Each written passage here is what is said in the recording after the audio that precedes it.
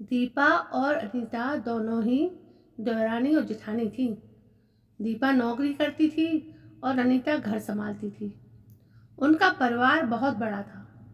सास ससुर और उन दोनों के बच्चे कुल मिलाकर घर में 10 लोग थे।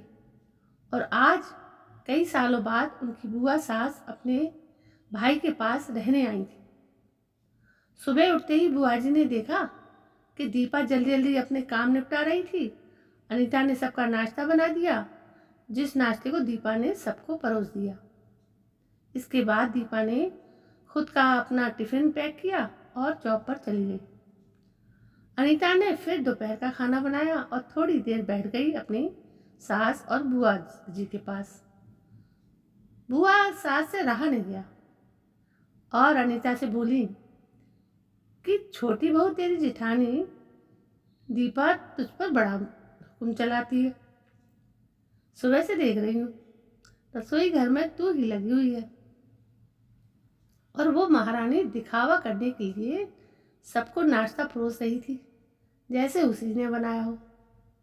ये सुनते ही अनीता ने अपनी बुआ सास की तरफ देखा और बड़े प्यार से कहा, नहीं ऐसी कोई बात नहीं है बुआ जी, दीपा बहुत ही अच्छी है। बुआ बोली, तू बहुत भोली है अनीता, पर मैं सब समझती हूँ, इतनी बूढ़ी मैं ऐसे ही नहीं हुई। अनीता से अब रहा नहीं गया और वो बोली कि बुआ जी, आपको दीपा दीदी का बाकी सबको नाश्ता परोसना दिखा, मगर आपको ये नहीं पता कि उन्होंने मुझे डांट कर सबसे पहले नाश्ता करवाया, फिर चाय पिलाई और वो रोज़ ही मुझे सबसे पहले ही नाश्ता करवा देती हैं। वरना सबका नाश्ता बनाते तो मैं नाश्ता ही ना कर पाऊँ। वो मेरा कितना ख्याल रखती हैं। दीदी सुबह जल्दी उठकर मंदिर की सफाई करके फूल सजा कर रखती हैं और वो मुझे खुद से 1 घंटा लेट उठने को कहती है, क्योंकि मुझे उठते ही नहाकर सीधा रसोई में ही जाना पड़ता है। शाम को ऑफिस से आते वक्त दीदी बाजार से सब्जियां भी लेकर आती है, क्योंकि हमारे हस्बैंड रात को लेट हो जाते हैं और दीपा दीदी ने सासू माँ को बाजार जाने के लिए मना किया है, क्योंकि माँ जी अब 60 साल से ऊपर की हो चुकी हैं। कहीं बाजार जाते समय उन्हें तकलीफ ना हो जाए। वैसे भी उन्हें घुटनों की परेशानी है और जब माँ जी को घूमने का मन होता है, दीपा दीदी छुट्टी करके खुद उनको घुमाने लेकर जाती हैं। और हाँ बुआ जी, दीपा दीदी रोज़ शाम को आकर खाना बनाने में मेरी खूब मदद करती हैं, चाहे वो कितनी भी थकी हुई हो। वो मेरी जेठानी ज़रूर हैं, मगर वो मुझे अपनी छोटी बहन ही मानती हैं और मैं उन्हें बड़ी बहन मानती हूँ। ये सब सुनते ही बुआ चुप हो गई। शायद उनकी चुगली अनीता के आगे फेल हो चुकी थी। शाम को दीपा सब्जी की थैली अनीता को पकड़ाते हुए बोली कि अनीता, सब्जियों के साथ वाले थैले में तुम्हारी फेवरेट लेखक की किताब भी लाई हूँ। ये सुनकर अनीता खुश हो गई और बोली, थैंक्स दीदी। अनीता सब्जी की थैली किचन में रखी और किताब रखने अपने कमरे में चली गई। अभी बुआ जी ने दीपा को आवाज़ ही दी, बड़ी बहू जरा यहाँ आना। दीपा बोली, जी बुआ जी।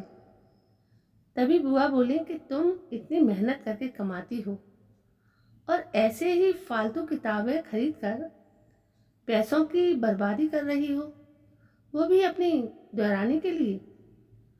वो तो वैसे भी घर में रहती है।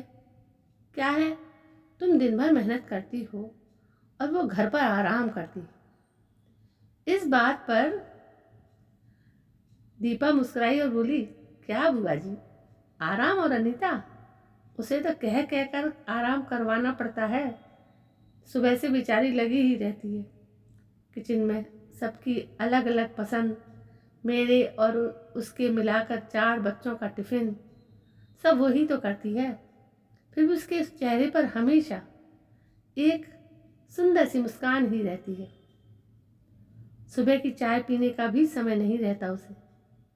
और जब दोपहर बच्चे आते हैं, फिर उनका खाना, उनकी पढ़ाई सब वही देखती है। वो है इसलिए मुझे बच्चों की चिंता भी नहीं रहती और मैं अपना पूरा ध्यान ऑफिस में लगा पाती हूँ। कुछ दिनों पहले ही प्रमोशन मिला है। मम्मी पापा की दवाई कब खत्म हुई और कब लाना है, ये सब वही ध्यान रखती है। घर पर भी कभी कौन सा रिश्तेदार आता है, उसकी सेवा भी वही करती है। और बुआ जी, घर पर रहकर घर और बच्चे संभालना कोई छोटी बात नहीं है। मेहमानों की भी आवभगत अनीता बिना किसी शिकायत के करती है। उसे तो बस पढ़ने का ही शौक है। फिर क्या मैं अपनी छोटी बहन की छोटी सी इच्छा भी पूरी नहीं कर सकती क्या? अगर उसकी इच्छा मैं पूरी नहीं करूँगी तो कौन करेगा? अब तो बुआ की पूरी तरह से ही बोलती बंद हो चुकी थी। फिर दीपा भी अपने कमरे में चली गई।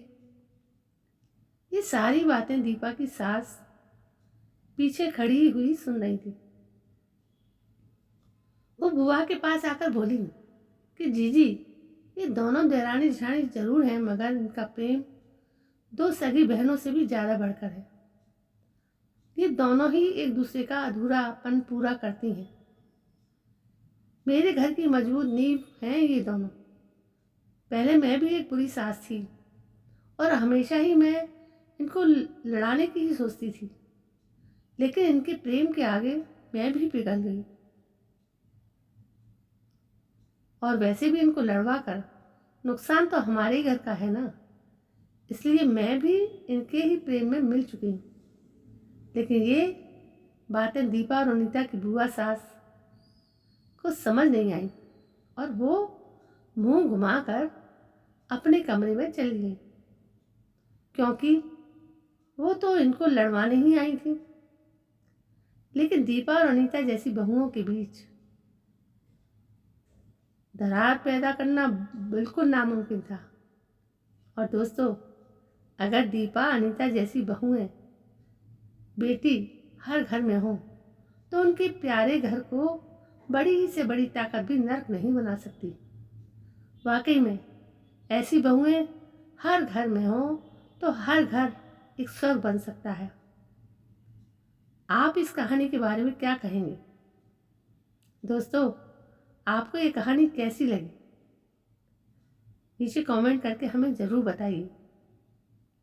अगर आपको ये कहानी पसंद आई हो तो अपने दोस्तों के साथ ज़रूर शेयर करें और ऐसी ही प्यारी कहानी सुनने के लिए हमारे YouTube चैनल हमारी कही को सब्सक्राइब करें और इससे जुड़ें।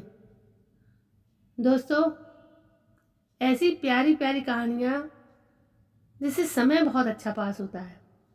भले ही आप इससे कोई शिक्षा लें या ना लें, लेकिन ये कुछ बुराई नहीं छोड़ के जाती हैं, कोई ना कोई अच्छा ही छोड़ के जाती हैं। भविष्य में जब कभी ज़रूरत पड़ेगी इनके भावों की तो ये काम आएंगे हमारे जीवन में। दोस्तों, कहानी कैसी लगी? कल मैं फिर हाजिर होती हूँ आपके सामने नई कहानी को लेकर। तब तक के लिए जय हिंद, वंदे मातरम।